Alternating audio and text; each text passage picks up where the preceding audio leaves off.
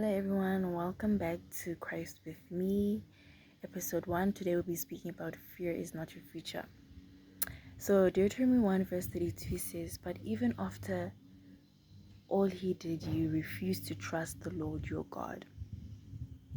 So, I just wrote here, every time we get into a new season that has new challenges, we act like the Israelites. We are quick to forget all the miracles God has done for us and how he guided us through the wilderness season. And we quick to not trust God with our lives or our futures, because in that season, we do not reflect on how God came through for us when we completely surrendered our worry. Taking control of our worry and let God be the main driver of our life.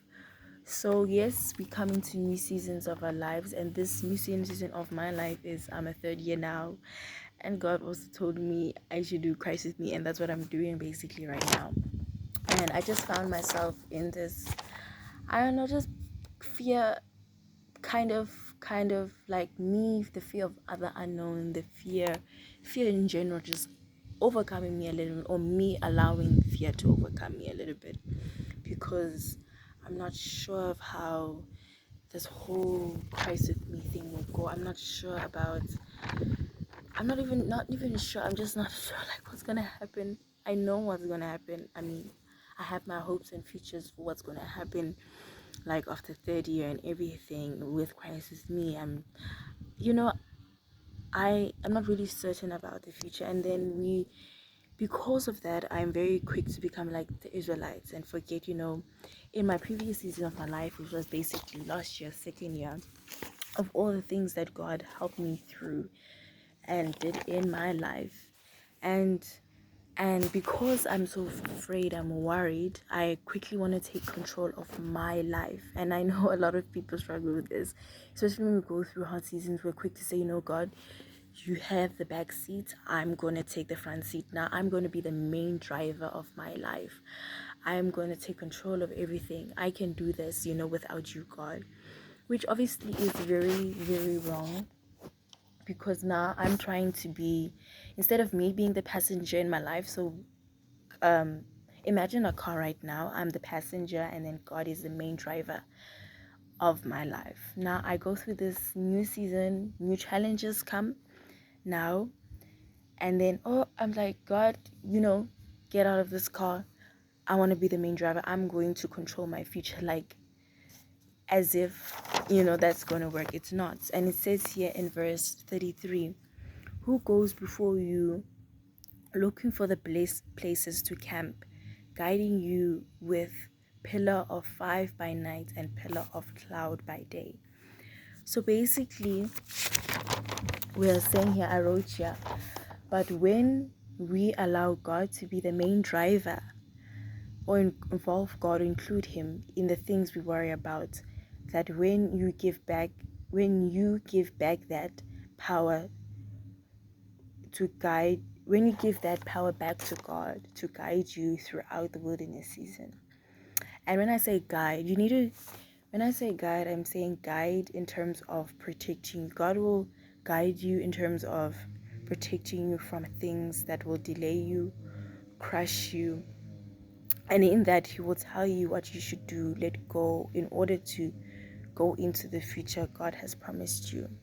So basically, I'm saying that as Christians, or in general, we cannot allow our feelings. Basically, I'm having circumstantial faith, so my faith is very much dependent on the circumstances I'm facing right now. So when I'm in a good season of my life, I am, I trust in God. God, be the main driver in my life, guide me through everything. But as soon as I face a challenge, I'm like, no, God, get out of this car. I want to be the main driver. And immediately in that, we are letting our worries, our fear, to overcome the faith that we have. We're basically saying our worries are bigger than God, and God can't fix them. And that's not true. And I'm saying that we should always allow God to be the main driver of our life. And in that, we are giving our worries, we are giving our fears of the unknown to him, and saying, God, I trust you in this season of my life now and into the future. And basically, to do this, you obviously need to, there's a Bible verse in the Bible that says, pray about everything and worry about nothing. So pray about every single thing that you're worried about, and let him guide you. And when I say guide you, I'm saying guiding you. He will guide you. He will protect you from certain things that will delay you from the promises that he has for you, the future plans he has for you, from the things he has promised us as Christians, basically. Yeah. And then I also said here that he has watched you every step. He has watched you. He watches you every step throughout the great wilderness. So once we allow God to actually be our Father and guide us, he will watch your every step. He will take away certain people that shouldn't be in your life, who are delaying you, who, God will just guide you like a compass, basically. He says, go north, you go north, basically. Yeah. And then the last verse I have for everyone, but the Lord told me to tell you, do not attack, for I am with you. If you go ahead on your own, you'll be crushed by your enemies. You will be crushed by your enemies. But when we decide to be the driver of our lives, it will end in tears.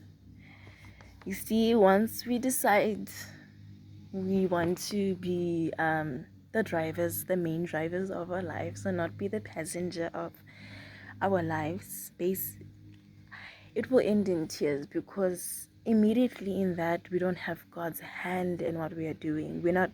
Because basically when I say God be the main driver of my life, God's hand is over that. I'm allowing him to have his way in my life, for his plan for me to come into fruition. But as soon as I say I can take it in my own hands, I know my future, you know what, I'm fine, I don't need you, God. God's hand is not upon that. And that's where we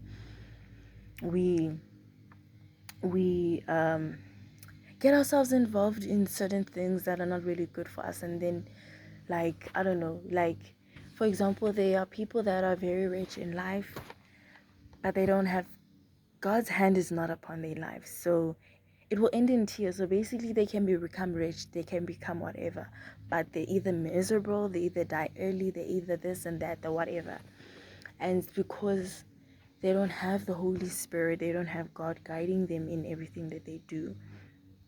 They end up becoming corrupt and everything and all of those things.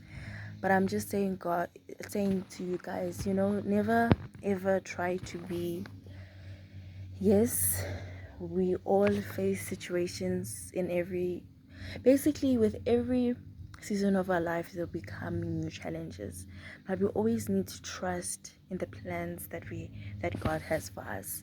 Like Jeremiah 29 verse 11, for I know the plans for you, declares the Lord, plans to prosper you and not to harm you, plans for you to give you a hope and for a future. That's, I think, one thing that I want to leave you guys with that verse, Jeremiah 29 verse 11. Write it on your wall and look at it every day, and let it sink into your spirit, into your mind. And always know that God has a plan for you. He knew before you were born. He has a whole book of what he wants you to achieve. And in that, there are certain challenges that we have to face, because we need to learn certain lessons in life so God can mold us, build our character and everything. And basically, fear is not your future. And I also want to leave you guys with a songs basically. The first song is See a Victory. You will always see a victory with God if you let God be the main driver of your life. And this song is by Elevation Worship. And the second song is My Life is in Your Hands, from Maverick City, King Franklin, Chandler, Brank Lake. And basically, and also the third one is fear is not your future. Yeah, and those are the three things that I just want you guys to really listen to, and it just help you really realize, help you with the challenging season that you're in. And yeah, and also with that verse, be content with your future. Your future is in God's hands.